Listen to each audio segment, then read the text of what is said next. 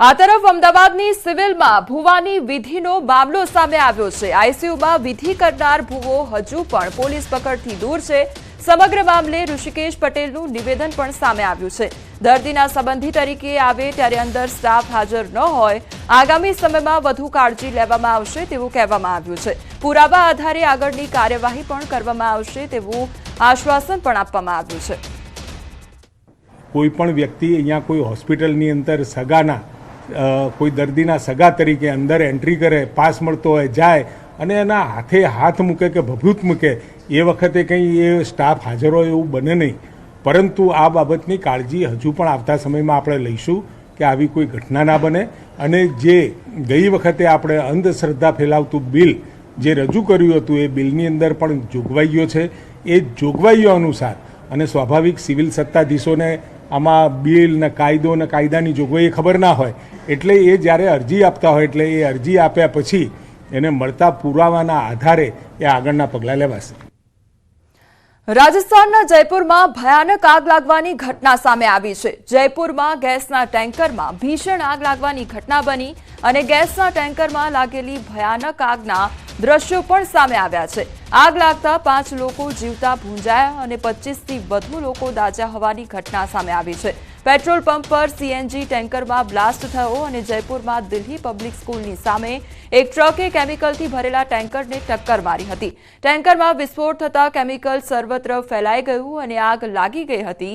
Ajmer highway પર થયેલા અકસ્માતમાં 40થી વધુ વાહનોમાં આગ લાગવાની ઘટના બની હતી। અકસ્માતમાં 5 લોકો જીવતા દાઝી ગયા હતા અને 25 લોકો દાઝી ગયા હતા, તો ટેન્કરની પાછળ દોડતી સ્લીપર બસ પણ સળગી ઉઠી હતી। હાઈવેની બાજુમાં આવેલી પાઇપ ફેક્ટરીને પણ આગની અસર થઈ હતી અને તમામ ઘાયલોને જયપુરની સવાઈ માનસિંહ હોસ્પિટલમાં દાખલ કરવામાં આવ્યા છે। વિસ્ફોટ અને આગના કારણે હાઈવે બંધ કરી દેવામાં આવ્યો છે, તો વિસ્ફોટની માહિતી મળતાની સાથે જ 30થી વધુ એમ્બ્યુલન્સ અને ફાયર બ્રિગેડની ગાડીઓ ઘટનાસ્થળે પહોંચી ગઈ હતી। દુર્ઘટના સ્થળે ગેસ ફેલાઈ જવાને કારણે બચાવ કાર્યમાં મુશ્કેલીનો સામનો કરવો પડી રહ્યો છે। અકસ્માતની માહિતી મળતા જ મુખ્યમંત્રી ભજનલાલ શર્મા પણ હોસ્પિટલ ખાતે પહોંચ્યા હતા। તેમણે ડોક્ટરો પાસેથી ઘાયલોની માહિતી લીધી છે, તો મળતી માહિતી મુજબ કેમિકલ ટેન્કર અજમેરથી જયપુર તરફ આવી રહ્યું હતું। તે દિલ્હી પબ્લિક સ્કૂલની સામેથી અજમેર તરફ યુ ટર્ન લઈ રહ્યો હતો। આ દરમિયાન જયપુર તરફથી આવી રહેલી ટ્રકે ટેન્કર સાથે ટક્કર મારી હતી। અકસ્માત એટલો ગંભીર હતો કે ટેન્કરમાં રહેલું કેમિકલ 200થી 300 મીટર સુધી ફેલાઈ ગયું હતું। જ્યાં જ્યાં કેમિકલ ઢોળાયું ત્યાં આગ ફાટી નીકળી હતી।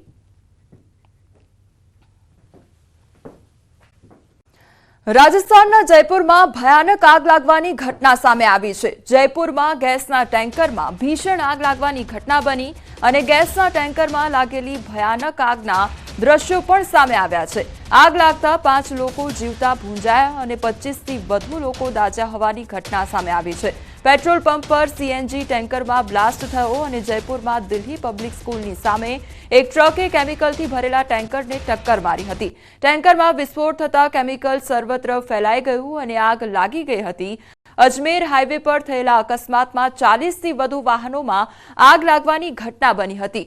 અકસ્માતમાં 5 લોકો જીવતા દાઝી ગયા હતા અને 25 લોકો દાઝી ગયા હતા, તો ટેન્કરની પાછળ દોડતી સ્લીપર બસ પણ સળગી ઉઠી હતી। હાઈવેની બાજુમાં આવેલી પાઇપ ફેક્ટરીને પણ આગની અસર થઈ હતી અને તમામ ઘાયલોને જયપુરની સવાઈ માનસિંહ હોસ્પિટલમાં દાખલ કરવામાં આવ્યા છે।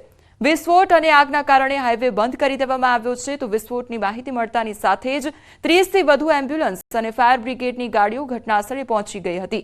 દુર્ઘટના સ્થળે ગેસ ફેલાઈ જવાને કારણે બચાવ કાર્યમાં મુશ્કેલીનો સામનો કરવો પડી રહ્યો છે।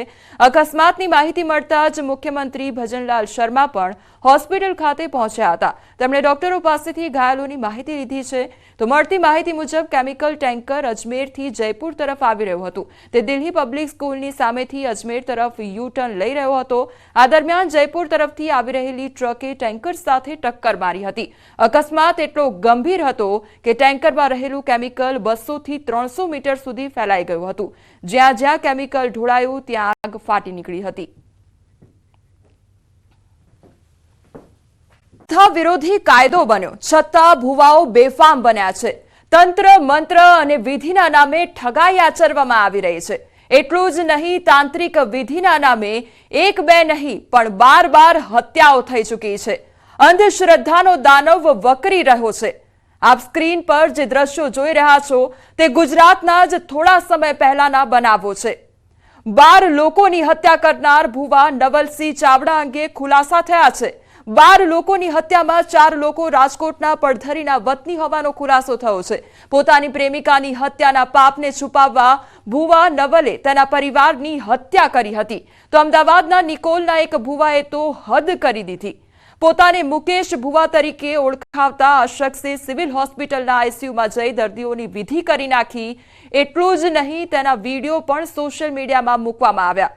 જો કે ભુવો મુકેશ હજુ ગિરફ્તથી દૂર છે અને વડોદરામાં એકના ડબલની લાલચ આપતી ગેંગ ક્રાઇમ બ્રાન્ચના હાથે ઝડપાઈ છે। હાલ ચાલાકીથી ડબ્બો બદલી એકના 10 ગણા કરવાની લાલચ આપતા 6 સાગરીતો પકડાયા છે। સાથે જ ઠગીના 6 કેસમાં પણ ઉકેલ આવ્યો છે તો દ્વારકામાં વિધિના નામે સગીરાનું અપહરણ કરવામાં આવ્યું હતું અને આવું જ વડોદરામાં જોવા મળ્યું છે, જ્યાં ગુપ્ત ધનની લાલચમાં એક ઠગે એક પરિવારને લાખોનો ચૂનો ચોપડ્યો છે। તો સુરતમાં અંધશ્રદ્ધાની પરીકાષ્ઠામાં ગંદા પાણીમાં ધૂણતા લોકો પણ ચર્ચાનો વિષય બન્યા છે। આ તરફ અમદાવાદની સિવિલમાં ભુવાની વિધિનો મામલો સામે આવ્યો છે। આઈસીયુમાં વિધિ કરનાર ભુવો હજુ પણ પોલીસ પકડથી દૂર છે। સમગ્ર મામલે ઋષિકેશ પટેલનું નિવેદન પણ સામે આવ્યું છે। દર્દીના સંબંધી તરીકે આવે ત્યારે અંદર સ્ટાફ હાજર ન હોય, આગામી સમયમાં વધુ કાળજી લેવામાં આવશે તેવું કહેવામાં આવ્યું છે। પુરાવા આધારે આગળની કાર્યવાહી પણ કરવામાં આવશે તેવું આશ્વાસન પણ આપવામાં આવ્યું છે।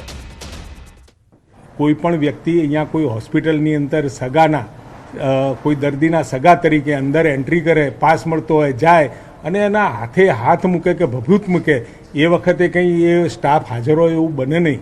પરંતુ આ બાબતની કાળજી હજુ પણ આવતા સમયમાં આપણે લઈશું કે આવી કોઈ ઘટના ના બને।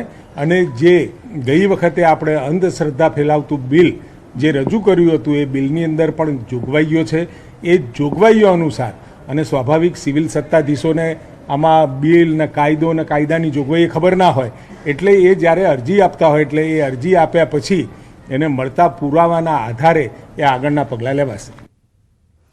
રાજસ્થાનના જયપુરમાં ભયાનક આગ લાગવાની ઘટના સામે આવી છે। જયપુરમાં ગેસના ટેન્કરમાં ભીષણ આગ લાગવાની ઘટના બની અને ગેસના ટેન્કરમાં લાગેલી ભયાનક આગના દ્રશ્યો પણ સામે આવ્યા છે। આગ લાગતા 5 લોકો જીવતા ભૂંજાયા અને 25થી વધુ લોકો દાઝ્યા હોવાની ઘટના સામે આવી છે। પેટ્રોલ પંપ પર સીએનજી ટેન્કરમાં બ્લાસ્ટ થયો અને જયપુરમાં દિલ્હી પબ્લિક સ્કૂલની સામે એક ટ્રકે કેમિકલથી ભરેલા ટેન્કરને ટક્કર મારી હતી। ટેન્કરમાં વિસ્ફોટ થતા કેમિકલ સર્વત્ર ફેલાઈ ગયું અને આગ લાગી ગઈ હતી। અજમેર હાઈવે પર થયેલા અકસ્માતમાં 40થી વધુ વાહનોમાં આગ લાગવાની ઘટના બની હતી। અકસ્માતમાં 5 લોકો જીવતા દાઝી ગયા હતા અને 25 લોકો દાઝી ગયા હતા તો ટેન્કરની પાછળ દોડતી સ્લીપર બસ પણ સળગી ઉઠી હતી। હાઈવેની બાજુમાં આવેલી પાઇપ ફેક્ટરીને પણ આગની અસર થઈ હતી અને તમામ ઘાયલોને જયપુરની સવાઈ માનસિંહ હોસ્પિટલમાં દાખલ કરવામાં આવ્યા છે। વિસ્ફોટ અને આગના કારણે હાઈવે બંધ કરી દેવામાં આવ્યો છે તો વિસ્ફોટની માહિતી મળતાની સાથે જ 30થી વધુ એમ્બ્યુલન્સ અને ફાયર બ્રિગેડની ગાડીઓ ઘટનાસ્થળે પહોંચી ગઈ હતી। દુર્ઘટના સ્થળે ગેસ ફેલાઈ જવાને કારણે બચાવ કાર્યમાં મુશ્કેલીનો સામનો કરવો પડી રહ્યો છે। અકસ્માતની માહિતી મળતા જ મુખ્યમંત્રી ભજનલાલ શર્મા પણ હોસ્પિટલ ખાતે પહોંચ્યા હતા। તેમણે ડોક્ટરો પાસેથી ઘાયલોની માહિતી લીધી છે તો મળતી માહિતી મુજબ કેમિકલ ટેન્કર અજમેરથી જયપુર તરફ આવી રહ્યું હતું। તે દિલ્હી પબ્લિક સ્કૂલની સામેથી અજમેર તરફ યુ ટર્ન લઈ રહ્યો હતો। આ દરમિયાન જયપુર તરફથી આવી રહેલી ટ્રકે ટેન્કર સાથે ટક્કર મારી હતી। અકસ્માત એટલો ગંભીર હતો કે ટેન્કરમાં રહેલું કેમિકલ 200 થી 300 મીટર સુધી ફેલાઈ ગયું હતું। જ્યાં જ્યાં કેમિકલ ઢોળાયું ત્યાં આગ ફાટી નીકળી હતી।